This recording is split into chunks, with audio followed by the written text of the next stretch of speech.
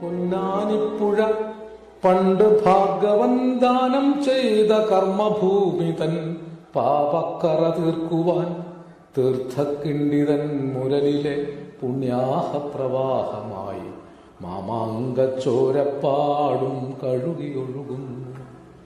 കിഴക്കൻ മലയുടെ മാറിടം ചുരന്നെത്തും പയസ്സാകുന്നു ഞങ്ങൾക്കാദ്യം നീ, അവസാനമുദകം പകരാനും ഭൗതിക ശിഷ്ടം മണ്ണിലുയിർക്കും പരാഗങ്ങളാക്കാനും നീയല്ല.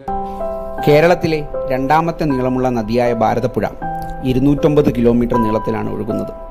തമിഴ്നാട്ടിലെ സഹ്യപർവ്വതത്തിലെ ആനമലയിലെ ത്രിമൂർത്തി ഡാമിൽ നിന്ന് ആരംഭിച്ച് കേരളത്തിൽ പടിഞ്ഞാട്ടൊഴുകി മലപ്പുറം ജില്ലയിലെ പൊന്നാനിയിൽ അറബിക്കടലിൽ ചേരുന്നു. നിളാനദിക്ക് 4 പ്രധാനപ്പെട്ട കൈവഴികളാണുള്ളത്: ഗായത്രിപ്പുഴ, ചിറ്റൂർ പുഴ, കൽപ്പാത്തിപ്പുഴ, തൂതപ്പുഴ. ഇതൊക്കെ പൊന്നാനിയിൽ വന്ന് അറബിക്കടലിൽ ചേരുന്നു. അതിനാൽ പൊന്നാനി നദി എന്ന പേര് ലഭിച്ചു. തമിഴ്നാട്ടിലെ അമരാവതി പുഴ ത്രിമൂർത്തിമലയിലുള്ള ഒരു തടാകത്തിൽ നിന്ന് പിറവികൊണ്ട് അമരാവതിയായി വന്നു. അത് പാലക്കാട്, ശോകനാശിനി, ചിറ്റൂർ, കണ്ണാടിപ്പുഴ എന്നിങ്ങനെയായി പേരും മാറും. മറ്റു 2 കൈവഴികളായ ഗായത്രിപ്പുഴയും കൽപ്പാത്തിപ്പുഴയും വന്നു ചേർന്ന് പറളിയിൽ ഒരു സംഗമം, ഒറ്റപ്പാലത്ത് മായന്നൂരിൽ ഒരു സംഗമം, ഒടുവിൽ കൂടല്ലൂരിൽ ഒരു സംഗമം. അവിടെയാണ് 3ാമത്തെ കൈവഴിയായ തൂതപ്പുഴ വന്നു ചേരുന്നത്. പ്രധാനപ്പെട്ട 3 പോഷക നദികളും അതിൻ്റെ ഉപപോഷക നദികളും അരുവികളുമൊക്കെയായി വളരെ വിസ്തൃതമായി പടർന്നു കിടക്കുന്ന ഒരു ജലവിതരണ ചംക്രമണ വ്യവസ്ഥയാണ് ഭാരതപ്പുഴ. ഭാരതപ്പുഴ കേരളത്തിലെ ജനങ്ങളെ സംബന്ധിച്ചിടത്തോളം കേവലം ഒരു പുഴയല്ല, കേരളത്തിലെ 44 നദികളിൽ ഏറ്റവും കൂടുതൽ ജനവാസ മേഖലകളിലൂടെ ഒഴുകുന്ന നദിയാണ്. 150 നാഴികയാണ് പഴയ കണക്കിൽ ഭാരതപ്പുഴയുടെ നീളം.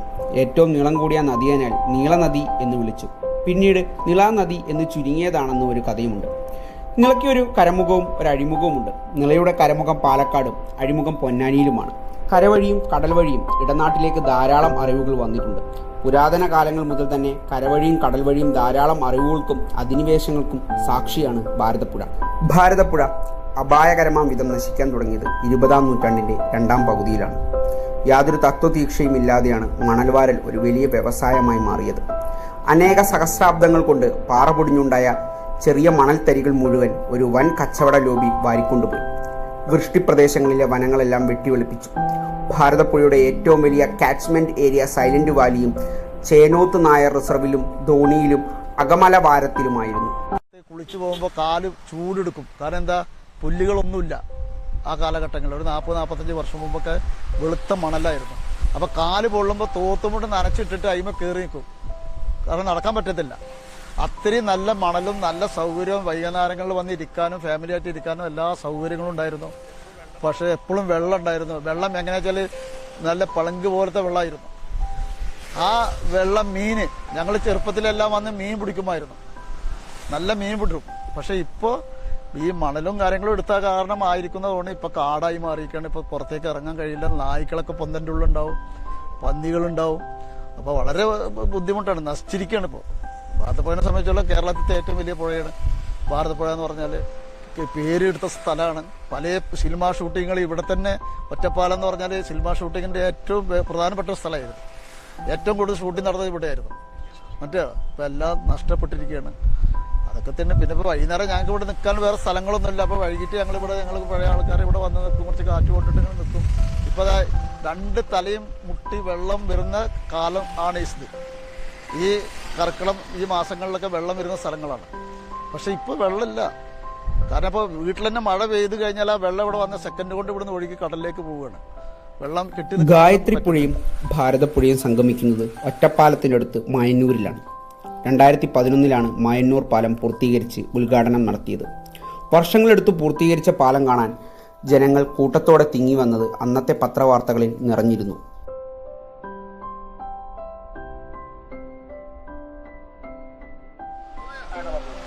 ഈ പാലം അടുത്ത കാലത്ത് ഉണ്ടായതാണ്. VS അച്യുതാനന്ദൻ മുഖ്യമന്ത്രിയായിരിക്കുന്ന സമയത്താണ് ഇതിൻ്റെ പ്രവർത്തനങ്ങളും മുന്നോട്ട് പോയത്. അപ്പോൾ ഈ പാലത്തിൻ്റെ പകുതി പാലക്കാട് ജില്ലയിലും പകുതി തൃശ്ശൂർ ജില്ലയിലാണ്. ഈ കടവ് ഇവിടുന്ന്, ഈ റെയിൽവേൻ്റെ ഇവിടുന്ന് തുടങ്ങി അതാ നിൽക്കുന്ന ആ പിള്ളേർ നിൽക്കുന്ന സ്ഥലത്താണ് കടവാസനം. പണ്ട് തോണിയിലായിരുന്നു. അതിന് ജനങ്ങൾ മാനൂർക്കാരെയും പാലക്കാരിൽ നിന്നും മുറവിളിൻ്റെ അടിസ്ഥാനത്തിലാണ് ഈ പാലം വന്നത്. അതിപ്പോൾ അവർക്ക് ഗുണമായി, 2 കൂട്ടർക്കും ഗുണമായി. പിന്നെ ഈ പുഴ നശിച്ചത് പറഞ്ഞാൽ മണലെടുത്തിരുന്നു. മണൽ കണ്ടമാനം ഈ തമിഴ്നാട്ടിലേക്ക് ലോറികൾ വന്നിട്ട് കടത്തിക്കൊണ്ടതിൻ്റെ ഫലമായിട്ടാണ് ഈ പൊന്തയും ഇതൊക്കെ ഇത്രയും മതി ഇതായത്. ഇപ്പോൾ അടുത്ത കാലത്ത് മുനിസിപ്പാലിറ്റിൻ്റെ ഈ കുറേ ഒക്കെ എടുത്തു മാറ്റി, പക്ഷെ അത്രക്കത്ര വീണ്ടും വന്ന് ഈ പുഴ ഇപ്പോൾ ഈ മഴ പെയ്ത ഈ 2-3 മഴയിലുള്ള വെള്ളമാണ് ഇപ്പോൾ നിലവിലുള്ളത്. 2 തടയലുണ്ട് പാലപ്പുറത്തും കൊണ്ടാഴി പഞ്ചായത്ത്. ആ തടയലിൻ്റെ വെള്ളമാണ് ഇപ്പോൾ ഒഴുകിക്കൊണ്ടിരിക്കുന്നത്. വേനൽക്കാലത്ത് വറ്റി വരണം. ഈ ഒരു സൈഡിൽ മാത്രം ഒരു അരുവി പോലെ ഒഴുകിക്കൊണ്ട്, അതാണ് ഭാരതപ്പുഴ. സത്യം പറഞ്ഞാൽ ഭാരതപ്പുഴ നശിച്ചു എന്നുള്ളതാണ്. പഴയ ആദ്യം നിന്ന് ഭാരതപ്പുഴ നശിച്ചു. പേര് സംശുദ്ധിന് ഇവിടെ കാണാൻ 10-12 കൊല്ലം ഞങ്ങൾ താമസിക്കുന്നത്. ഇപ്പൊ ഞങ്ങൾ ഇവിടുന്ന് വീട് മാറിയിട്ട് ഇഷ്ടപ്പെട്ട താമസം. പൊന്ത കെട്ടിയ കാരണം മണല് ഇതൊന്നും ഇല്ല ഇവിടെ. കാരണം പോയാൽ ഭയങ്കര ശല്യ. കാരണം വൈകുന്നേരമായ മദ്യം കുടിക്കുന്ന ആൾക്കാരാണ് ഒക്കെ ഈ പൊന്തിങ്ങാടുള്ള കാരണം. വെറും മദ്യം ചെക്കന്മാരും വലിയ ആൾക്കാരും ഒക്കെ വന്നിട്ട് ആ തോടിന്റെ അവിടെ നിന്ന് വന്ന് നോക്കിയാൽ വൈകുന്നേരം ഇപ്പൊ പാലത്തിന്റെ അവിടെ വന്ന് വൈകുന്നേരമായ ഭയങ്കര എല്ലാ ശല്യമാണ്. നദിയുടെ ഒഴുക്കിനൊപ്പം 11 ജലസംഭരണികൾ നിർമ്മിച്ചിട്ടുണ്ട്. ഭാരതപ്പുഴയിൽ നിന്നുള്ള ജലം കേരളത്തിലെ മലബാർ മേഖലയിലെ ജലസേചനത്തിനും വഴിതിരിച്ചു വിടുന്നു. കൂടാതെ മലപ്പുറം, തൃശൂർ, പാലക്കാട് ജില്ലകളിലേക്ക് വെള്ളം വിതരണം ചെയ്യുന്നതിനും ഉപയോഗിക്കുന്നു. അങ്ങനെ ഇത് കേരളത്തിലെ ജനങ്ങളുടെയും കേരളത്തിലെ ജൈവ വൈവിധ്യത്തിൻ്റെയും ഒരു പ്രധാന ജീവിത സ്രോതസ്സാണ്.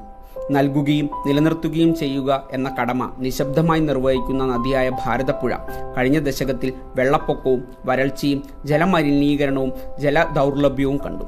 വെള്ളത്തിലും അവശിഷ്ട പ്രവാഹത്തിലും മാറ്റം വന്നതിനാൽ ഭാരതപ്പുഴയുടെയും കൈവഴികളുടെയും വെള്ളപ്പൊക്ക സമതലങ്ങളിൽ നിന്ന് ബന്ധം വിച്ഛേദിക്കപ്പെട്ടു. ഇത് താഴെയുള്ള ജലജീവികളെയും കൃഷിക്ക് ആവശ്യമായ വെള്ളത്തെയും ബാധിച്ചു. നദീതട വ്യവസ്ഥയെ തകിടം മറിക്കുന്ന ചില ഘടകങ്ങളാണിവ.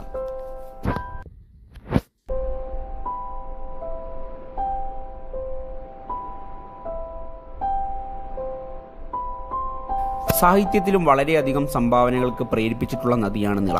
നിളയുടെ കവി എന്നറിയപ്പെടുന്നത് പി. കുഞ്ഞിരാമൻ നായരാണ്. പി. കുഞ്ഞിരാമൻ നായർ എത്രയോ കവിതകൾ നിളയുടെ തീരത്തിരുന്നാണ് എഴുതിയത്. എഴുതാൻ കയ്യിൽ കടലാസില്ലാത്തപ്പോൾ മണലിൽ എഴുതി. അങ്ങനെ എത്രയോ കവിതകൾ നിളയുടെ മണലിൽ എഴുതി മാഞ്ഞു പോയിട്ടുണ്ട്. അതുകൊണ്ടു തന്നെയാണ് ആറ്റൂർ രവിവർമ്മ മേഘരൂപൻ എന്ന കവിതയിൽ പിയെ പറ്റി പറയുന്നുണ്ട്. മേഘരൂപൻ എന്ന കവിതയിൽ നിനക്കെഴുതുവാൻ പൂഴിവിരിപ്പൂ ഭാരതപ്പുഴ, നിനക്കു കാണുവാൻ മാനം നീർത്തുന്നു വർണ്ണ പുസ്തകം.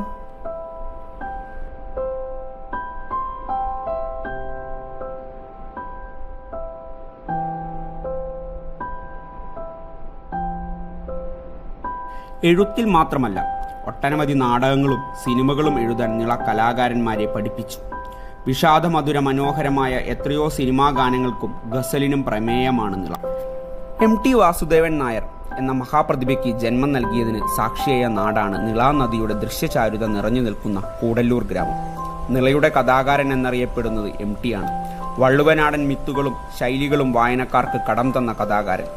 M.T. കഥാപാത്രങ്ങളെ കണ്ടെത്തിയത് കൂടല്ലൂരിലെ തൻ്റെ കുടുംബത്തിൽ നിന്നാണ്.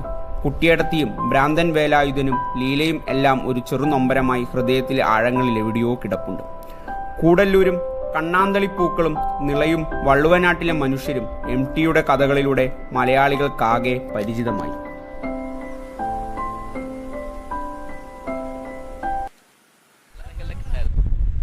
പിന്നെ ഞങ്ങളൊക്കെ സ്കൂളിൽ പഠിക്കുന്ന സമയത്ത് ഇതിലൂടെ ഇങ്ങനെ ക്രോസ് ചെയ്തിട്ട് ആ കാണുന്ന ഒരു കടവുണ്ട്. ആ കടവിന്റെ അങ്ങോട്ട് പോകാൻ വേണ്ടിയിട്ട് ഒരു തോണിയൊക്കെ ഉണ്ടായിരുന്നു. ആ തോണി എന്ന് വെച്ച് കഴിഞ്ഞാല് പകുതിയൊക്കെ വെള്ളം നനഞ്ഞിട്ട് വേണം വരാൻ. അപ്പൊ ഈ തോണി അടക്കാൻ വേണ്ടി മാത്രം ഞങ്ങൾ സ്കൂളിൽ കുറെ പിള്ളേരൊക്കെ വന്ന് അപ്പുറം കിടന്നിട്ടൊക്കെ ഉണ്ട്. ഇന്നിപ്പോ ആ തോണിയൊന്നുമില്ല. അതിന് കാരണം എന്ന് വെച്ചാൽ എനിക്ക് തോന്നുന്നു കുറെ മണലൊക്കെ എടുത്തിട്ടുണ്ട്. അപ്പൊ മണലെടുത്തു കഴിഞ്ഞപ്പോ ഇപ്പൊ കാണുന്ന കുറെ കണ്ടില്ലേ പുല്ല്, ഈ പുല്ലിന് പറയാറുണ്ട് ഇങ്ങനെ കമൽ പുല്ല് എന്ന് പറയാം. കാരണം വെച്ച് കഴിഞ്ഞാൽ കമലിന്റെ സിനിമയില് ഈ പുല്ല് കാണിക്കാറുണ്ടായിരുന്നു. അങ്ങനെ അതിന്റെ പേര് കമൽ പുല്ല് എന്നായി. അപ്പോ അങ്ങനെ പുല്ല് വന്നു. വെള്ളാരങ്കല്ലുകളൊന്നും ഇപ്പൊ കാണാൻ പറ്റില്ല. ഇതൊക്കെയാണ് എനിക്കറിയുന്ന നിള. നിള കുറച്ചും കൂടി കളർഫുള്ളായിരുന്നു. നിള ഭയങ്കര മെലിഞ്ഞു. വരുന്ന തലമുറയ്ക്കൊക്കെ നിള എന്ന് പറയുന്ന സമയത്ത് അതെന്താണെന്നൊക്കെ പറയാൻ തന്നെ ഉണ്ടാവും എന്നറിയില്ല. എനിക്ക് തോന്നുന്നു ഒരുപാട് കവികൾക്കും കഥാകാരന്മാർക്കൊക്കെ സിനിമകൾക്കും ഒക്കെ ഒരു മെയിൻ ഇമ്പോർട്ടൻ്റ് ആയിട്ടുള്ള സ്ഥലമാണ് ഈ നിള. അപ്പോൾ എനിക്ക് തോന്നുന്നു ഉമ്പായുടെ ഞാൻ ഒരു കേൾപ്പിച്ചുതരാം. ഉമ്പായുടെ ഗസകൾക്ക് പോലും ഇതൊരു ഭയങ്കരമായിട്ടുള്ള വരികളൊക്കെ ആയിട്ട് പോയിട്ടുണ്ട്. I can show you. എനിക്ക് പാടാൻ അറിയില്ല, ഗസലൊന്നും അറിയില്ല, പക്ഷെ ആസ്വദിക്കുന്നുള്ളൂ.